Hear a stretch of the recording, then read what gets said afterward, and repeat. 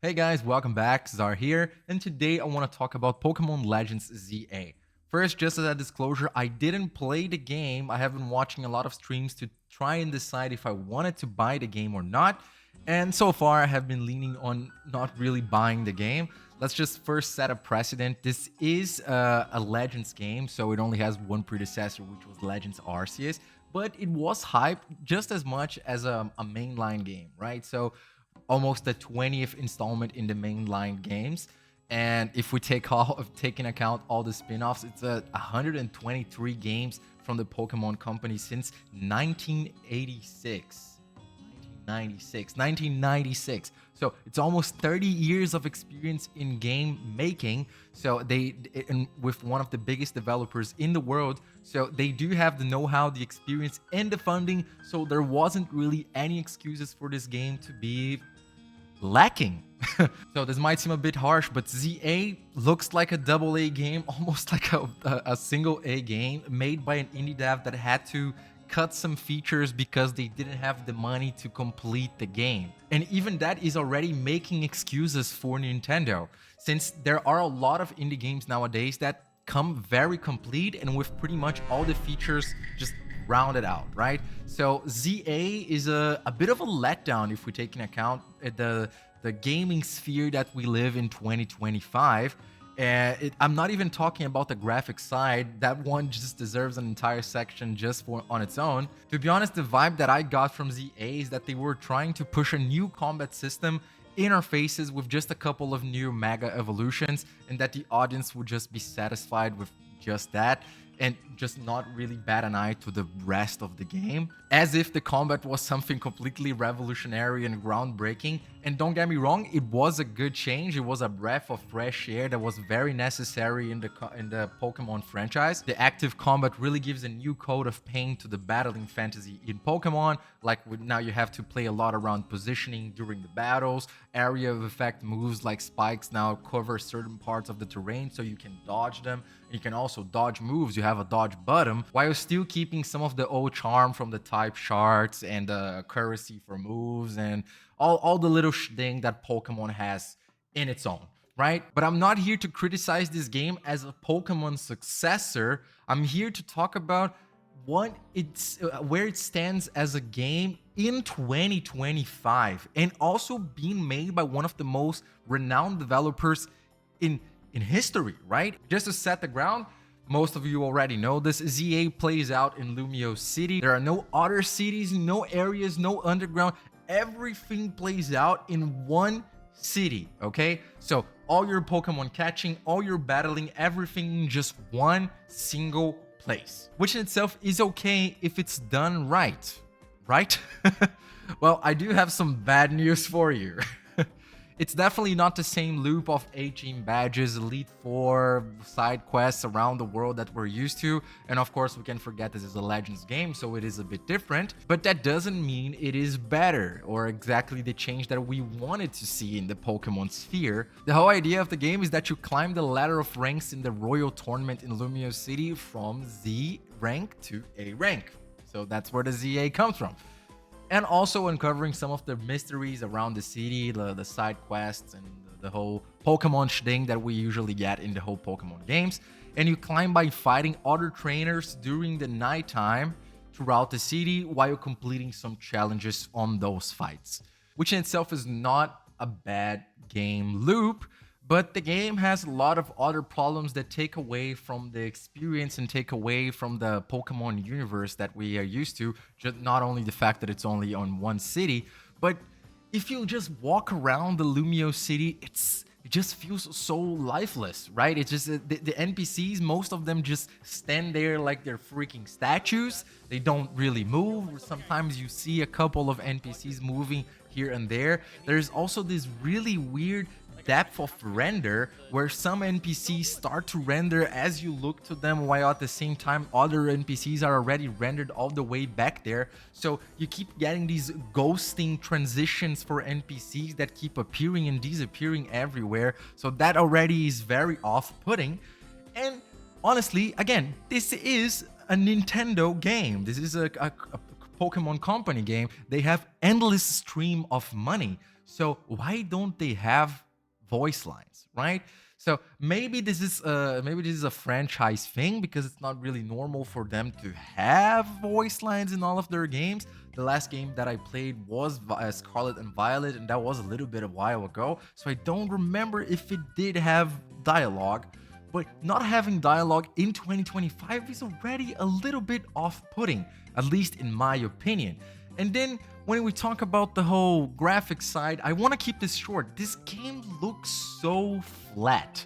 You know, like maybe they're trying to give the excuse that this is supposed to be for the handheld Nintendo Switch, the Nintendo Switch 2, but at the same time, the Nintendo Switch 2 was advertised as a console that could run Cyberpunk 2077. Even though it was a little bit wonky, it could still run it. And Cyberpunk in itself is a very graphic demanding game, and it's a very pretty game, right?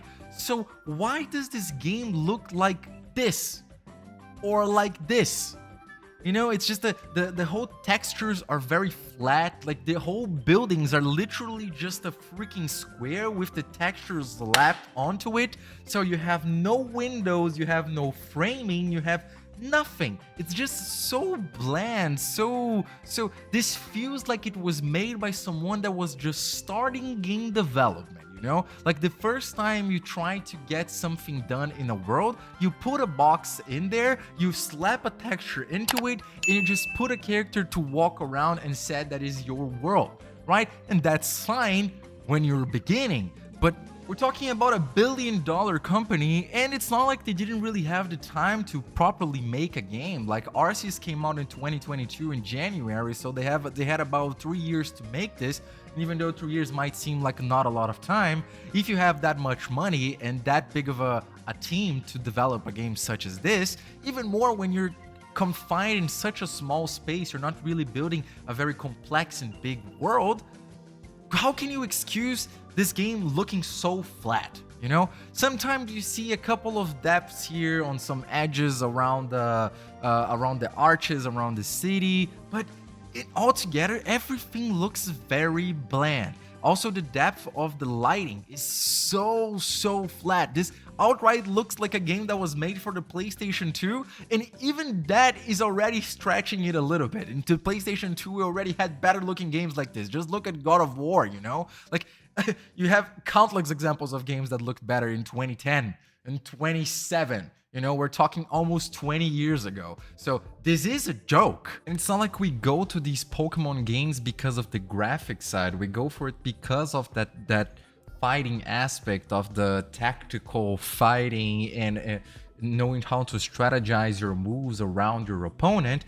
And even though that was a little bit taken away with the new active battle system, it's not like the graphics is not something unimportant. How could Palworld, which was an indie game from an indie dev that barely had any money, just look so good and have such a more enjoyable experience when it comes to exploring a world, and Pokemon deliver a city that barely has any interiors and it's basically just a maze that you're walking around the paths and the alleyways of the city. And after some time, you do kinda can forget about the flatness of the game and the flatness of the graphics. But at the same time, for a company such as Game Freak to be asking a AAA price from their audience for 70 or 80 bucks for this game, it's just fair to ask for something a little bit more complete as a game experience. We have a very small map, we don't have a full roster of Pokemon, we have a very flat looking game. Even though some interiors do look nice, the game lacks in content in general, since you only really have one main path to follow.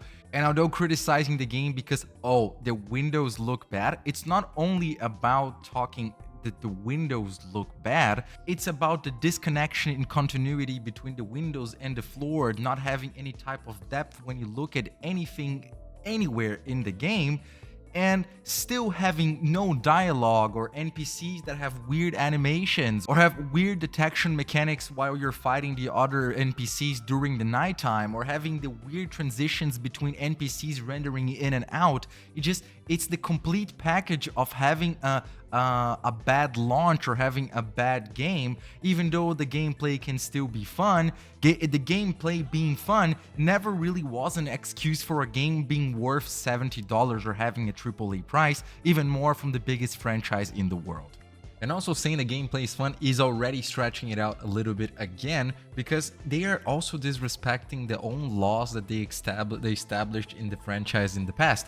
Like, you can't just run away from fights, even from trainer fights. You can just completely just run away from them and not fight anyone. Or even the monster collecting, the wild zones are so limited. There's such tiny spaces that you can just, in your render distance, you can see an entire wild zone and all the Pokemons that you're gonna be catching, and you can just clear them out in like 5 minutes and just keep repeating the loop over and over again.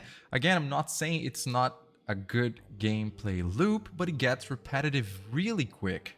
There is not even a sense of punishment. You can literally just faint a Pokemon and still catch them. And even if you lose your Pokeballs, there will be scavengers outside of the wild zones just waiting to give them back to you. Like, where is that really MMO RPG exploring the world of Pokemon vibe that we used to have, you know? And again, I'm not saying the game is bad. From what I saw, the game looks fun, and I even thought about buying it myself because it felt like it was a fun game to play just because of the new combat mechanics. But at the same time, when I kept looking around and I saw even the platforming mechanics, like, man, this looks like a game that is still on early access, or where they're still trying to look for funding to get the game done. Like, there isn't even a jump button, and I'm not saying that games should have a jump button. Like, Dark Souls don't have jumps, and that's still a fine game. I mean, there's a bunch of weird things about ZA. Like, for example, we saw people that found a level 34 Magikarp to fight around the world. Like, doesn't the Magikarp evolve at like level 23? So what the hell is level 34 Magikarp doing around? Like, this is just nitpicking, but still, this is just the little things, you know? At this point, Pokemon is becoming a parody of itself. Like, just remember Iwata back in Silver and Gold, he went as far as to reprogram the entire game to fit Johto and Kanto region in the same game, just so players could go back and play the OG. And now we're getting this type of game that looks like straight up bad games that we used to have on the joke console that was the PlayStation 3. At this point, Pokemon is losing to games that are free. I was expecting this game to be something similar to what we have seen for Azure Promilia, for example. Like, this game looks awesome. This is a parody of a Power World game, which is even funnier if we take into account that Power World got sued, so ZA could thrive, and this is what we got. Like, Azure Promilia is a free game. Free, and it looks like this. This is what I expected to see from Pokemon ZA, not what we've got. And the problem is that people are just eating it up. There are people that are straight up just praising this game because we got a bunch of new Mega Evolutions and a couple of new things when it comes to combat, but the story apparently is boring. You know, from most reviews that I've seen around, it's plain, it's simple, and it doesn't really give any depth. Graphics wise, we already talked about this. This game is super flat. It doesn't have any depth. The shading is boring. It looks almost a little bit better than Pokemon Colosseum from 20 years ago, or Pokemon Stadium also from 20 years ago, which is insane. So I know I'm being very critic of this game, but at the same time, when we look at the gaming sphere of 2025, when we just had Battlefield 6 releasing last 2 weeks ago, and we compare to Pokemon ZA or any other game that has been releasing lately, how do they expect us to just eat this up for one of the most successful franchises for gaming in the entire world? So the bar needs to be set higher, even more for a $70 game. So Pokemon really needs to get their shit straight and just do us right to give us a brand new and good game. Like, they're suing Power World and a bunch of other games just so they can monopolize the gaming industry and the game mechanics, just so they can deliver us some bullshit like ZA. It's just a shame to see what is happening right now and how these big companies think that the audience is just gonna eat whatever they give us. And apparently they're not really learning from other companies' mistakes, just like what happened with Concord and Sony. $200 million that just went up in the garbage, you know? And well, ZA is gonna sell because it is a new Pokemon game and there's a bunch of hardcore fans, but at the same time, fans are getting tired of it, you know? The backlash online has been very strong on this game. Of course, there's people praising it, but there's a lot of people that already have their eyes open wide to see the mess that ZA is. That's about it, guys. I know I've talked a lot of shit about this game, but at the end of the day, this is the scenario that we are living right now, where a $70 AAA game from one of the biggest companies in the world just delivers a complete mess with a tiny ass game with just looks like a bunch of acid flipping with no depth, of flat surfaces, flat textures, flat story, flat everything. But that's about it, guys. Don't forget to leave a comment down below if you enjoyed this video. Don't forget to subscribe too. That helps me out a lot, and I hope you enjoyed this video, and I hope to catch you in the next one.